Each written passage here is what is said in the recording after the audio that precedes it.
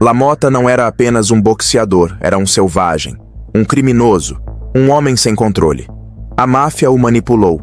Ele espancou brutalmente suas esposas, viveu convencido de ter matado um homem e escondeu segredos tão obscuros que até Hollywood teve que suavizar sua história. O que você não viu em Touro Indomável é 1000 vezes pior do que pensa que sabe. Esqueça o herói das telonas. Esse homem era um monstro na vida real. Desde pequeno, Jake era uma máquina de violência. Seu pai, um imigrante italiano em Nova York, o criou na base da pancada. Ele tinha mais medo do pai do que de qualquer rival no ringue. Mas essa brutalidade não o enfraqueceu. O transformou em um animal. Aos 8 anos, já batia em qualquer um por nada. Dizia que se alguém falasse sobre ele, assumia que era zombaria e partia para cima. Sua família era tão pobre que o pai usava sua raiva para ganhar dinheiro. Fazia com que ele lutasse com outras crianças do bairro, enquanto os adultos apostavam e jogavam moedas. O obrigavam a apanhar para que a família pudesse pagar o aluguel. Imagine o que isso faz com a cabeça de uma criança. Ele cresceu acreditando que a dor era a única forma de sobreviver. Quando se mudou para o Bronx, onde meninos como ele só tinham 2 caminhos, boxe ou crime, ele escolheu os 2. Aos 17 anos, já não era apenas um briguento de rua, era um criminoso sem remorso. Uma noite, planejou assaltar um agiota. Sabia que o cara andava com dinheiro e não queria apenas assustá-lo. Pegou um cano de chumbo e o esperou no escuro. Quando o viu, o atacou pelas costas com um golpe brutal na cabeça, mas o homem não caiu. Jake perdeu o controle e o espancou repetidamente até que o corpo ficou imóvel no chão. No dia seguinte, os jornais oficializaram. O homem havia morrido. Por 10 anos, Jake viveu acreditando que havia cometido um assassinato. Em vez de culpa, dizia que só estava esperando o karma chegar. Mas o destino lhe reservava uma surpresa. Anos depois, após uma luta, entrou em seu camarim e viu um homem entrar. Era o cara que ele havia atacado. Estava vivo. Não fazia ideia de que o homem que viera parabenizar era o mesmo que tentara matá-lo uma década antes. Jake ficou mudo, paralisado. Apenas olhou para as cicatrizes que havia causado e não disse uma palavra. Essa não foi sua única conexão com o crime. Poucos meses depois, tentou roubar uma joalheria e foi finalmente preso. Foi enviado a um reformatório, onde pela primeira vez na vida, alguém tentou canalizar sua violência. Ensinaram-lhe boxe, e ele aprendeu. Ao sair, tornou-se um lutador profissional com um cartel imbatível. Mas no boxe dos anos 40, se você não estivesse com a máfia, não chegaria a lugar algum. Jake se recusou a obedecê-los. Não aceitou lutas armadas nem se curvou às regras deles. Então a máfia o fez pagar. Um dia, após 14 vitórias consecutivas, veio sua punição. Numa luta contra Jimmy Reeves, todos viram que Jake havia vencido, menos os juízes. Reeves foi declarado vencedor por decisão dividida e o estádio explodiu em caos. Jake entendeu o recado. Ou jogava com a máfia, ou nunca seria campeão. Mas ele resistiu. Lutou contra Sugar Ray Robinson 6 vezes e o derrotou na segunda. Foi o único a vencê-lo naquela época, mas a máfia continuava bloqueando seu caminho ao título. Tinha que se ajoelhar ou ser esquecido. E no fim, cedeu. Para obter sua chance pelo campeonato, aceitou perder propositalmente uma luta contra Billy Fox. Mas a luta foi tão descaradamente falsa que até o público percebeu. Fox era tão ruim que nem sabia fingir ganhar. O escândalo foi tão grande que Jake foi suspenso e perdeu o dinheiro. Mas seu sacrifício deu resultado. Finalmente lhe deram a luta pelo título mundial. Jake não desperdiçaria a oportunidade. Em 1949, subiu no ringue contra o campeão francês Marcel Cerdan. Após anos sendo manipulado, perdendo lutas armadas e lutando contra todo o mundo do boxe, Jake finalmente destruiu seu oponente e tornou-se campeão mundial. Mas nem tudo saiu como o esperado. Cerdan pediu revanche imediata. Jake estava pronto para lutar novamente, mas nunca aconteceria. O francês pegou um avião para o ZOA, mas ele caiu no oceano, matando todos a bordo. Seu maior rival desapareceu. O título era dele, sem discussão, mas Jake nunca teve paz. Defendeu o título contra Tibério Mitre e Laurent Daltwille. Quase perdeu a segunda luta. Daltwille estava vencendo nas pontuações até o último round.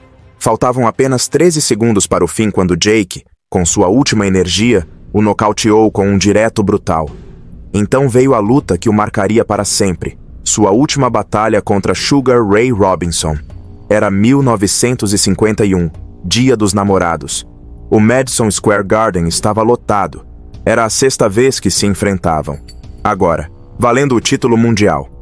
Jake era resistente, mas Robinson era de outro nível. Técnico, rápido, com uma precisão sobre-humana.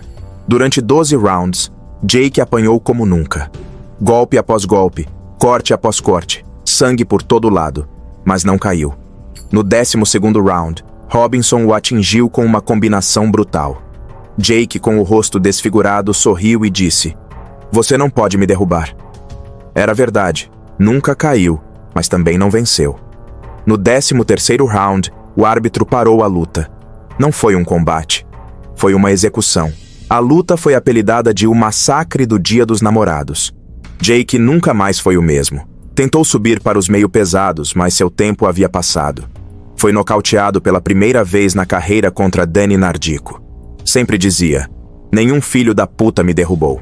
Agora até isso havia perdido. Continuou lutando por mais um tempo, mas sua história já estava escrita.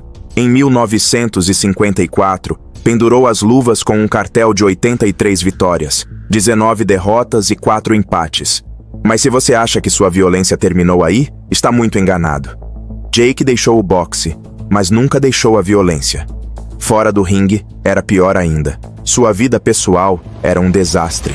Casou-se 7 vezes, e com cada esposa repetia-se o padrão. Ciúmes doentios, paranoia e espancamentos brutais. Sua esposa mais famosa, Vicky, viveu um inferno com ele. Uma vez, Jake se convenceu de que ela o traía com seu melhor amigo. Não tinha provas, não viu nada, mas não importava. Chegou em casa, deu uma surra brutal em Vicky e depois saiu de carro para procurar o amigo. Encontrou-o no trabalho e o espancou sem dizer uma palavra. Vicky mal conseguia se mover após a surra, não conseguia abrir um olho e estava com o rosto desfigurado. Mas o pior era que, depois de cada ataque, Jake nunca se desculpava. Sempre dizia que a culpa era dela. Anos depois, quando lhe perguntaram se já havia batido em suas esposas, não só admitiu, como justificou. Disse: "Se eu tivesse batido nelas como deveriam, estariam mortas." Para ele, bater em mulher não era violência, era corrigir. Mas o que fez com Vicky nem foi o pior. Um dia, bêbado, perdeu o controle. Bateu nela com tanta força que ela desmaiou. Quando acordou, sua primeira reação não foi medo, nem arrependimento. Nem checou se ela estava viva. Pensou: "Como vou esconder o corpo?" Sim, considerou jogá-la no rio para evitar problemas. Só quando ela se mexeu, percebeu que não a havia matado. E o que fez depois? Nada. Serviu outra bebida e foi dormir. Mas ele não apenas batia, também estuprava. No seu próprio livro, escreveu com normalidade como abusava de mulheres. Segundo ele, se uma mulher dizia não, só precisava de um empurrão a mais. Para ele, elas só faziam charme, mas na verdade queriam. Nunca pagou por esses crimes, nunca foi punido. Até que um dia, sua sorte acabou. Após a aposentadoria, abriu uma boate em Miami, cheia de prostituição e crime. A polícia o vigiava, mas não tinha provas, até que cometeu um erro fatal. Descobriram que ele explorava uma menor de 14 anos em seu clube. Foi preso e condenado a 6 meses de trabalhos forçados. 6 míseros meses. Quando saiu, não tinha nada. A carreira tinha acabado. Seus negócios faliram. Ninguém o respeitava. Tentou de tudo para ganhar dinheiro. Fez alguns filmes medíocres, tentou stand-up comedy. Ninguém queria vê-lo. O lendário Jake LaMotta, o homem que um dia dominou o ringue, agora era uma sombra patética. E então teve uma ideia. Se ninguém queria vê-lo lutar, talvez quisessem ouvir sua história. Escreveu sua autobiografia, Touro Indomável, e não escondeu nada. Falou de lutas, crimes, abusos, contou tudo. E esse livro mudou sua vida. Um diretor chamado Martin Scorsese leu sua história e decidiu transformá-la em filme. O resultado foi um dos filmes mais crus e brutais da história do cinema. Robert De Niro encarnou Jake LaMotta tão bem que ganhou um Oscar. Mas o mais incrível é que Jake não se irritou com a forma como foi retratado. Pelo contrário, ao ver o filme pela primeira vez, disse apenas: sim, eu era um bastardo. Era assim que eu era. Para muitos foi a única vez que mostrou algum arrependimento. Mas será que era genuíno? Mesmo nos seus últimos anos, tentou se mostrar como um homem mudado, mas nunca deixou de falar do passado com um certo orgulho estranho. Nunca pediu perdão às vítimas. Nunca tentou reparar os danos. Apenas aceitou quem era. Um homem que passou a vida lutando contra os outros, contra o mundo e contra si mesmo. Jake passou o resto da vida tentando capitalizar a fama do filme. Mas na realidade nunca deixou de ser o mesmo homem violento e narcisista. Disse em várias entrevistas que o filme mudou sua vida, mas no fundo sabia que ele mesmo nunca mudou. Porque, embora dissesse em público que lamentava, nunca se deu ao trabalho de pedir desculpas às pessoas que destruiu. Nem a Vicky, nem as outras 6 esposas, nem as mulheres que espancou, nem a menor que explorou. Nada. Porque na cabeça de Jake, ele nunca fez nada de errado. Sempre teve uma desculpa para tudo. Era assim naqueles tempos. Eu só reagia. Se eu tivesse feito sério, eles estariam mortos. Para ele, as únicas vítimas eram ele mesmo e sua carreira. E isso é o mais aterrador. Porque mesmo quando tentavam ver sua história como uma tragédia, como uma redenção, ele não via assim. Nunca se redimiu, nunca mudou, apenas envelheceu. Nos anos seguintes, sua saúde se deteriorou, mas viveu muito mais do que qualquer um imaginava. Enquanto a maioria dos boxeadores da sua época morria jovem ou com o cérebro danificado, Jake viveu até quase os 100 anos. Morreu em 2017 aos 95. E aí vem a grande pergunta. Quando alguém morre, costumamos lembrar de seus melhores momentos. Mas com Jake, existe algo realmente bom a lembrar? Podemos separar o boxeador do homem? Podemos admirar o que fez no ringue, mesmo sabendo que fora dele era um monstro? Sim, ele foi campeão. Sim, lutou com os maiores. Sim, inspirou um dos melhores filmes da história. Mas também foi abusador, estuprador, criminoso, mafioso e impiedoso. E o pior, nunca demonstrou verdadeiro arrependimento. Nunca buscou redenção. Nunca tentou compensar as pessoas que feriu. Nunca se preocupou em deixar um legado positivo. Apenas viveu sua vida e terminou sem olhar para trás. E agora a pergunta é sua. Você consegue separar o lutador do homem? Podemos respeitar suas conquistas sem esquecer seus crimes? Deixe sua opinião nos comentários. E antes de sair, se gostou deste vídeo, curta, inscreva-se e ative o sininho. Isso nos ajuda muito a continuar criando conteúdos como este.